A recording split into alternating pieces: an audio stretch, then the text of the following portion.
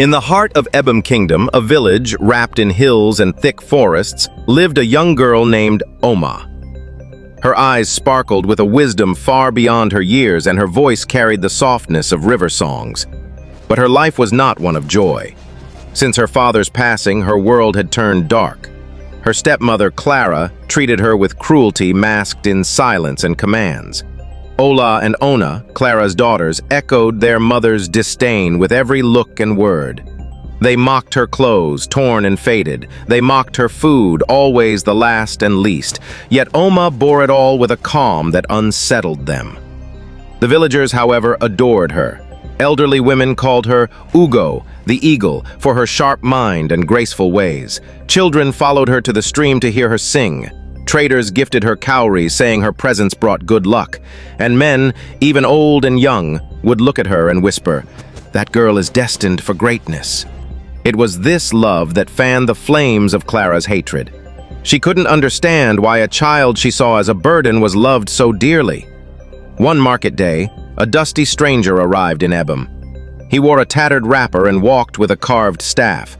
He helped the women unload goods, joked with the palm wine tappers, and even danced with the drummers by moonlight. He introduced himself as Dyke, a traveling farmer looking for a wife.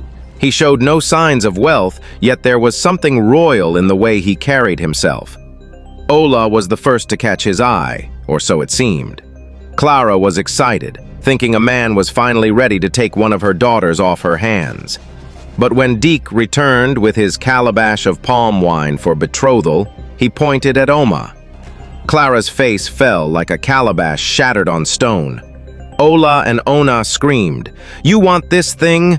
This one that sleeps by the fire and wears second-hand wrappers," they hissed. But Deke nodded. Oma, stunned and silent, was pushed forward. Clara saw her chance to rid the house of her and forced her out without ceremony. "Take her! She's yours!" she barked. Oma left with nothing but her courage and the clothes on her back. But as they walked past the village borders, Dyke removed his worn wrapper and staff. He brought out from his goatskin bag a royal robe and a golden pendant shaped like a lion's tooth.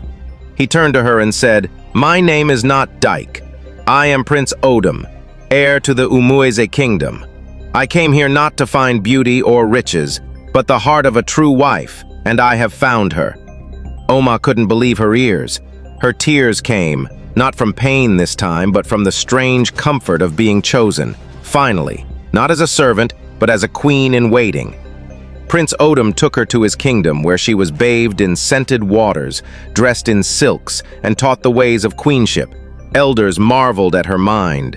Women praised her humility. Within moons, she became beloved, just as she was in Ebom. Back in Ebom, Clara fell sick. Her body wasted, her face hollowed like an empty mortar. She visited every dibia in vain, but none could cure her. The villagers murmured, "It is the curse of the orphan's tears." Ola and Ona sold their wrappers, their mother's goats, even their father's old stool, but nothing was enough.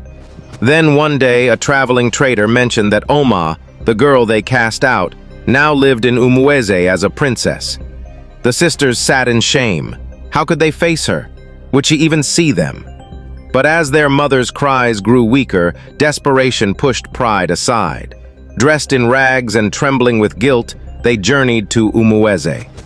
At the palace gates, they knelt and cried, "Please," they begged the guards, "tell Princess Oma that her sisters seek her mercy." From behind the golden curtain, Oma saw them. Time had weathered them in just moons. Her heart trembled. She remembered the nights of hunger, the cruel words, the loneliness. But she also remembered her father's voice. "Oma, never let your heart become bitter, even when the world is sour." She walked out not as a victim, but as a queen. "Why have you come?" she asked, her voice firm yet kind. "Our mother is dying," Ona whispered.